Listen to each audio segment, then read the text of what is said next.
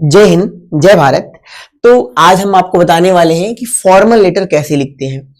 तो formal letter चाहे आप कहीं पर भी अगर लिखना चाहते हो, चाहे स्कूल में लिखना चाहते हो या फिर आप कहीं अपने प्रोफेशनल लाइफ में लिखना चाहते हो, तो इसका रियल फॉर्मेट क्या होता है और स्पेशली क्या ध्यान देना होता है हमें जिससे ये फॉर्मेट गलत ना हो। खासकर जो सीबीएसई है या फिर एनसीईआरटी ने अपना एक पैटर्न दे रखा है, वो स्टैंडर्ड है। अगर आप उस स्टैंडर्ड को अपनाते हो ना, अडॉप्ट करते हो, तो वो हर जगह सही होता है, कहीं गलत हो ही नहीं सकता है। उस फॉर्मेट को आज हम आपको बताने वाले हैं। इसमें माइनर मिस्टेक भी नंबर को रिड्यूस करने में बहुत ज्यादा तक रिस्पॉन्सिबल होता है। इसमें माइनर मिस्टेक भी आपको नहीं करना है। आज एक जो फॉर्मेट आपको बताने जा रहे हैं, ये फॉर्मेट यूनिवर्सल है और कहीं पर भी लागू हो सकता है। आराम से इसको देखना और समझना कि हम गलती अक्सर क्या कर देते हैं जो हमें नहीं करना चाहिए था। तो देखो, फॉर्मल लेटर का नाम फॉर्मल क्यों है? फॉर्मालिटी का मतलब होता है औपचारिकता, मतलब जिसे शुद्ध हिंदी में कोरम पूरा करना कहते हैं। तो फॉर्मल लेटर भी एक कोरम पूरा करने जैसे होता है। आप चाहो तो डायरेक्टली किसी अधिकारी से मिल सकते हो, लेकिन हम एक पत्र के माध्यम से क्यों मिलते हैं, एक अपॉइंटमेंट के माध्यम से क्यों मिलते हैं? ये ऐसा भी हो सकता है कि अगर उस अधिकारी के पास आपके लिए, आपकी बातों को सुनने के लिए बेशक टाइम ना हो, तो आप जब पहले से एक औपचारिकता दोगे ना, तो वो अपने लिए टाइम निकालेंगे, एडजस्ट करेंगे और आपको टाइम देंगे।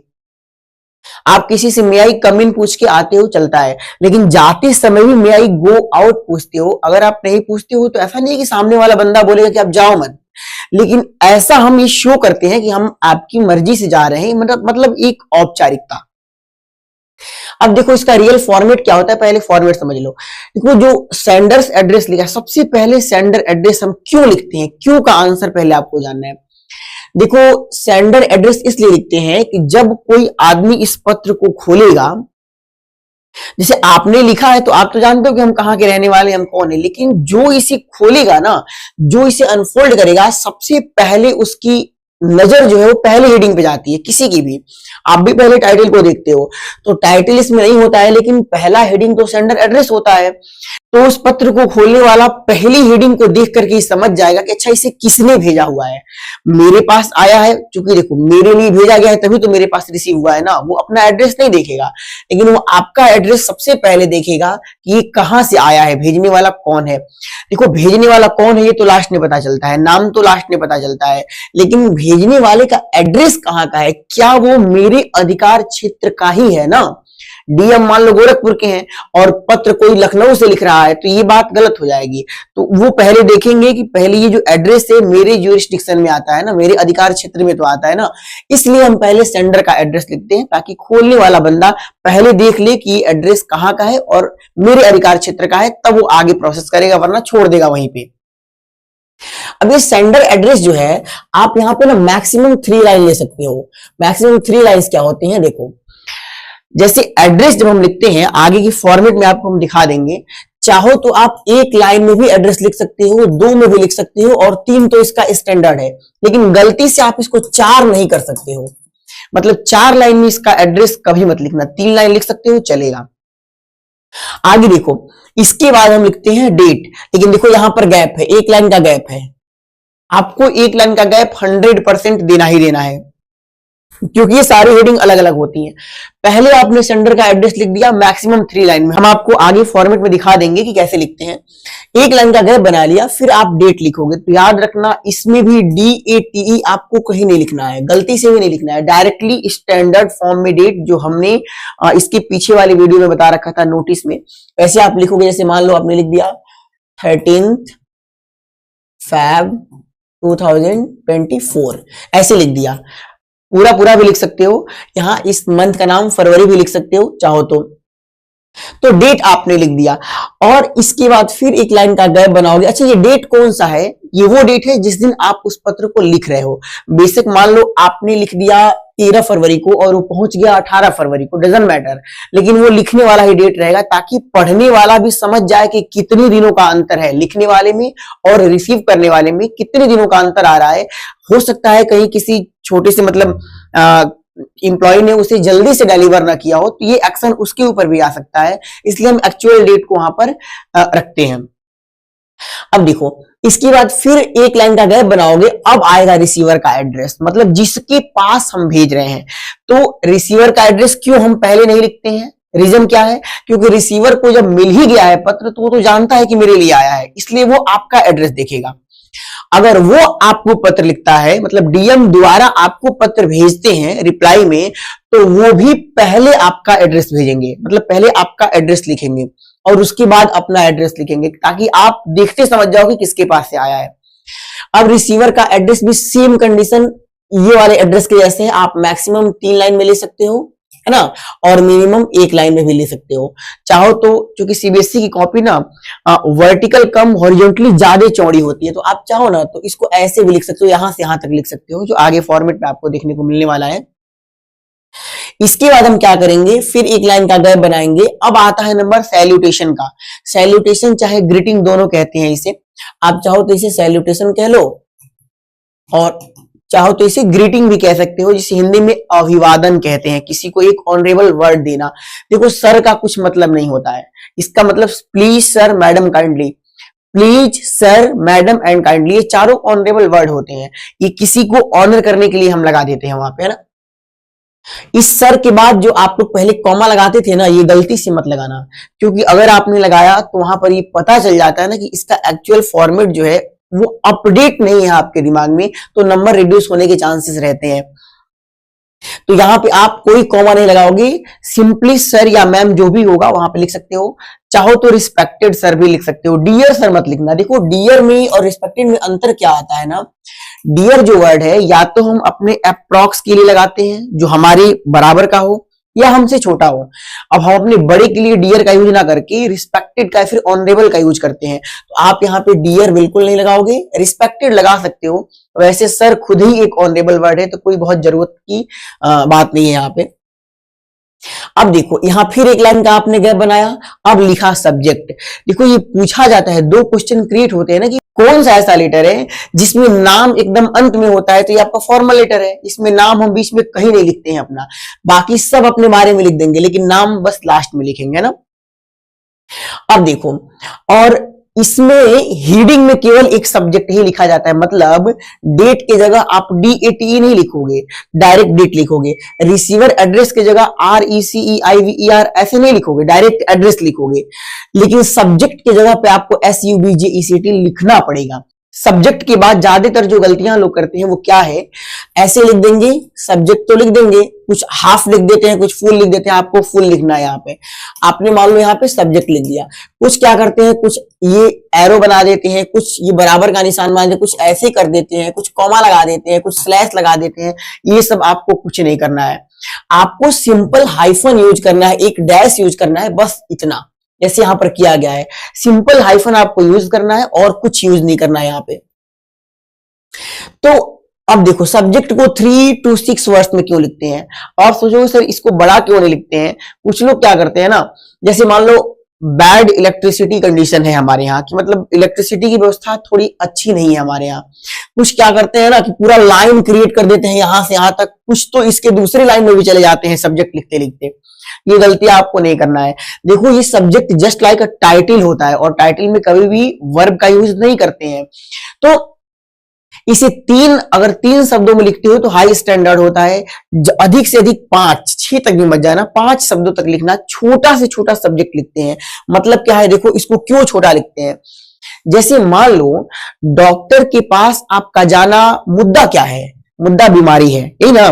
अगर आप किसी डॉक्टर के पास जाते हो तो मेन जो बात है जिसके लिए आप जा रहे हो वो बीमारी है। उन्हें एक शब्द में अगर कहा जाए तो इलनेस है ना।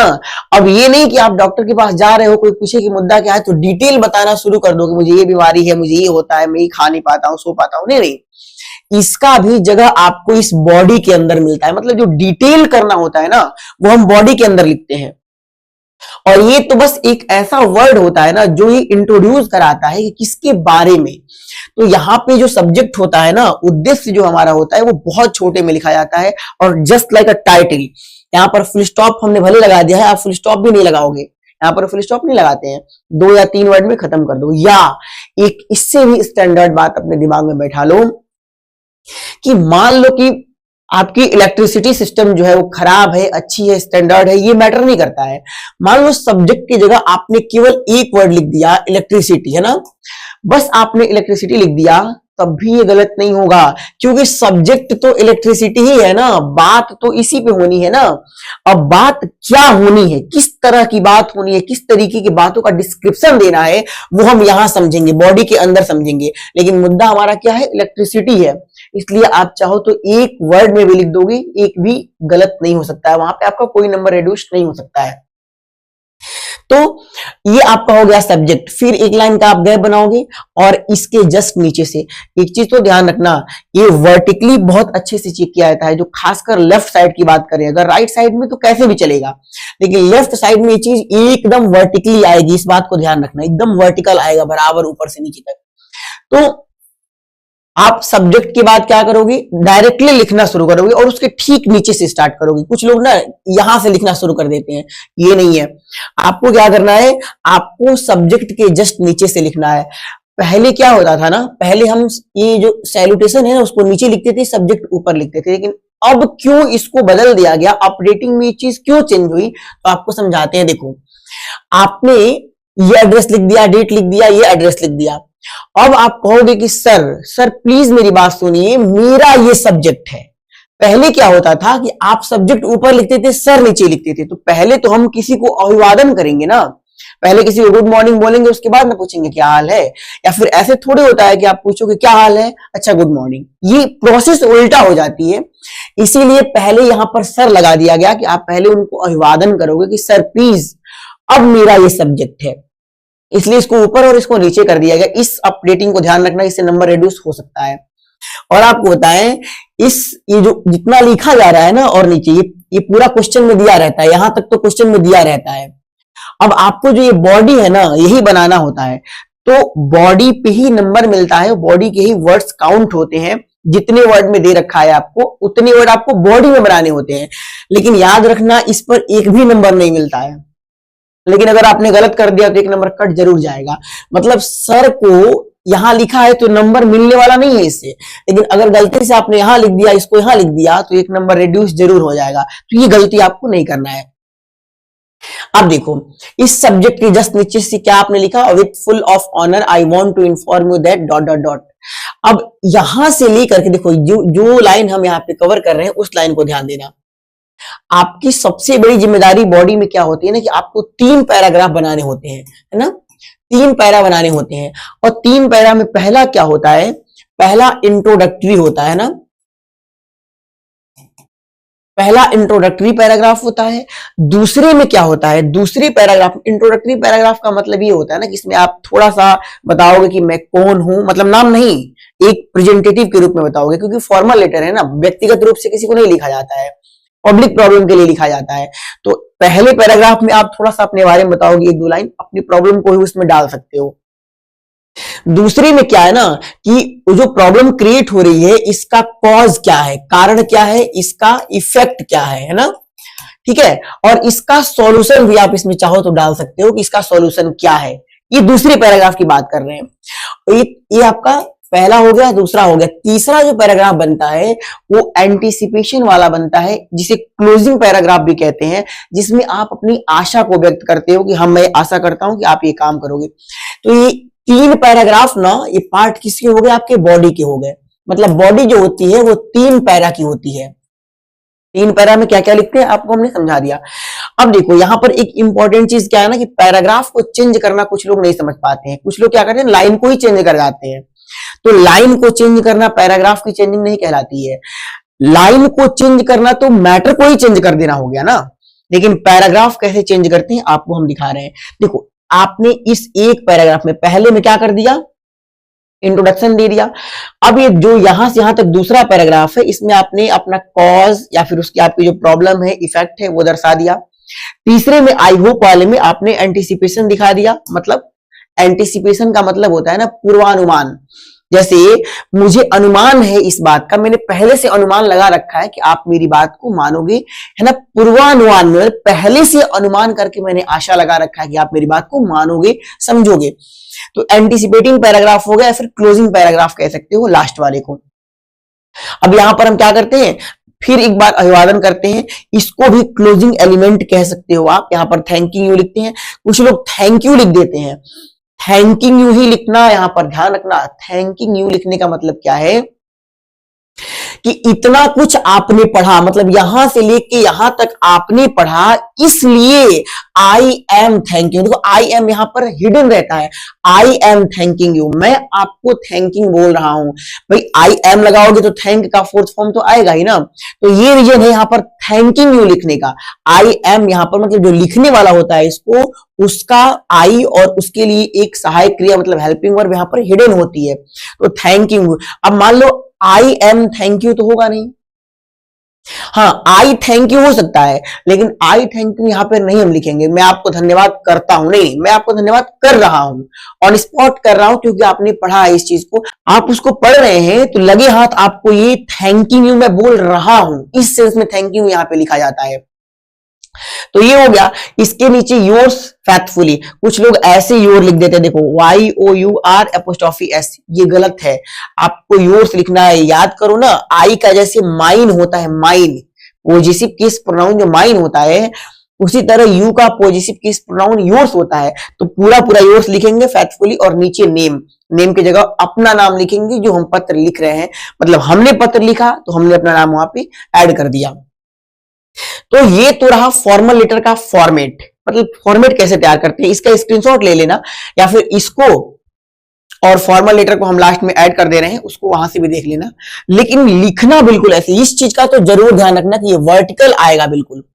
अब मोस्ट इंपॉर्टेंट पैराग्राफ की चेंजिंग है, तो आपको हम अभी दिखाते हैं कैसे पैराग्राफ की चेंजिंग करते हैं, और एक फॉर्मल लेटर दिखता कैसा है एकदम हूबहू। तो ये फॉर्मल लेटर है आपके सामने। अब इसका फॉर्मेट बिल्कुल हूबहू इस तरह से दिखना चाहिए। अब मान लो ऊपर 3 लाइन आपने ले रखा है सेंडर्स के एड्रेस के लिए, यानी जो भेज रहा है उसके लिए आपने 3 लाइन ग्रैब कर रखा है।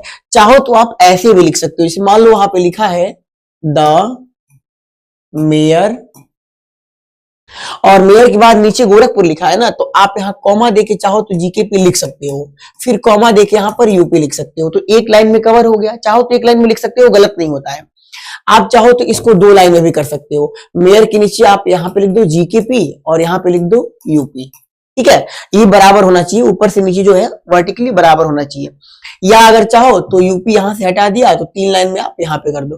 3 लाइन थोड़ा अच्छा दिखने के लिए हम करते हैं, स्टैंडर्ड के लिए करते हैं, मतलब अच्छा दिखता है, एक फॉर्मेट क्लियर निकल के आता है। 3 लाइन करोगे तो बहुत अच्छा रहेगा। अब देखो, फिर हमने डेट देखो कैसे कैसे लिखा है, 4 जनवरी 2024। चाहो तो जनवरी की जगह JAN जैन भी कर सकते हो। तो ये आपका डेट हो गया। यहां पर भी आपको एक लाइन का गैप दिख रहा है, यहां भी गैप दिख रहा है, और ठीक उसी तरह से आप रिसीवर का एड्रेस लिखोगे।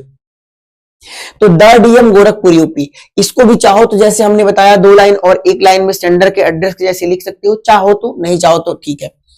अब यहां पर DM के पहले द क्यों लगा है, तो याद रखना डेजिग्नेशन जो होता है ना, प्रिंसिपल हो गया, डायरेक्टर हो गया, DM SDM SHO कुछ भी दे देगा अगर आपको, उस डेजिग्नेशन से पहले आपको द लगाना पड़ता है, क्योंकि डेफिनिट आर्टिकल है।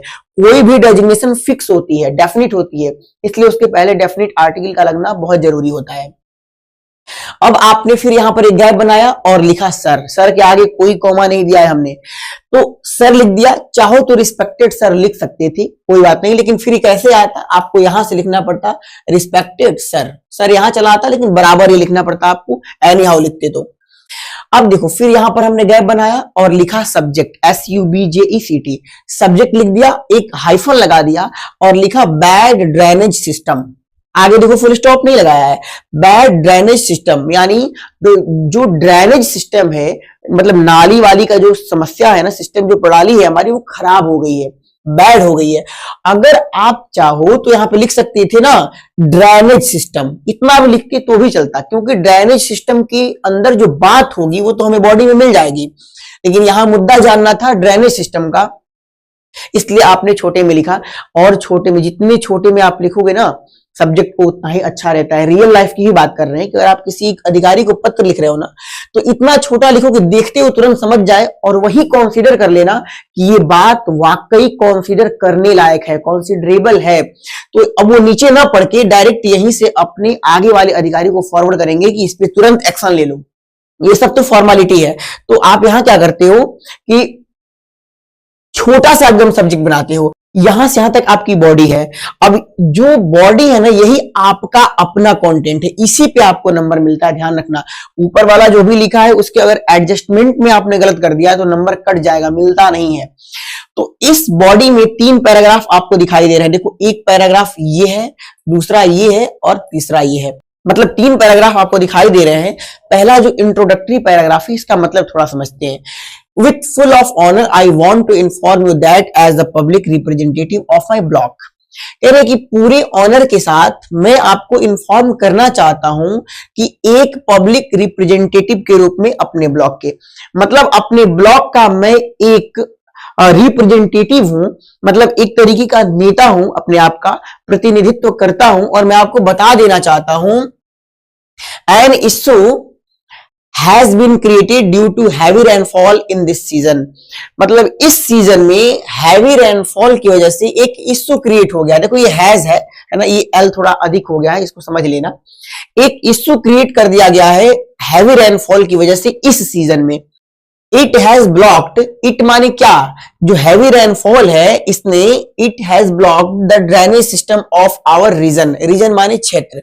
इसने क्या कर दिया है, हैवी रेनफॉल ने क्या कर दिया है कि हमारे क्षेत्र के ड्रेनेज सिस्टम को, यानी जो नाला बहता है वो ड्रेनेज सिस्टम खराब हो गया, ब्लॉक कर दिया है हैवी रेनफॉल ने, यानी कचड़े आकर के उसको बंद कर दिए हैं। अब ये तो रहा आपका इंट्रोडक्टरी पैराग्राफ। इसमें आपने बता दिया कि मैं क्या हूं, पब्लिक रिप्रेजेंटेटिव हूं, है ना, और मैं इस अपने ब्लॉक का एक मेयर हूं। अब चाहे मेयर लिख लो चाहे पब्लिक रिप्रेजेंटेटिव लिख लो, बात वही हो गई, मेयर आपने वहां लिख दिया है। आपने अपने प्रॉब्लम को भी दिखा दिया कि हैवी रेनफॉल की वजह से ड्रेनेज सिस्टम ब्लॉक हो गया है। अब आते हैं दूसरे पैराग्राफ में। तो देखो, इस बात को बड़े ध्यान से समझना जो हम आपको समझाने जा रहे हैं। यहां से आपको पैराग्राफ चेंज करना होता है, और पैराग्राफ चेंज करने के लिए आप क्या करोगे कि जो पहली पैराग्राफ की लास्ट वर्ड होती है, अब ये पहले पैराग्राफ का लास्ट वर्ड आपका क्या है, रीजन है। पहले पैराग्राफ का लास्ट वर्ड आपका रीजन है, और रीजन का जो अंतिम अक्षर है, मतलब REGION में N क्या है, अंतिम लेटर है। उस लेटर के ठीक नीचे से स्टार्ट करेंगे तो जो ये गैप बनता है वो आपको दिखाई दे रहा है ना, ये जो गैप, मतलब ये जो गैप आपको दिखाई दे रहा है ये वाला, इसे ही, इस गैप को ही चेंजिंग ऑफ पैराग्राफ कहते हैं। इस बात को याद रखना। पैराग्राफ की चेंजिंग का मतलब होता है कि पिछले पैराग्राफ के लास्ट वर्ड के लास्ट लेटर के ठीक नीचे से लिखना पैराग्राफ की चेंजिंग कहलाता है। लाइन हमने नहीं छोड़ा है, देखो लाइन बिल्कुल नहीं छोड़ा है, इसके बीच में ये तो गैप है, लेकिन यहां देखो गैप नहीं है ना, मतलब लाइन नहीं छोड़ा है, लेकिन एक वर्ड के लास्ट अक्षर से लिखना शुरू किया। एज यू सी से आप देख सकते हो कि एज यू सी और रीजन में कितना डिफरेंस है, तो एक वर्ड का डिफरेंस है। यानी अब ये वर्ड कितना बड़ा भी हो सकता है। मान लो ये वर्ड यहां से लेके यहां तक होता, फिर हम यहां से लिखना स्टार्ट करते।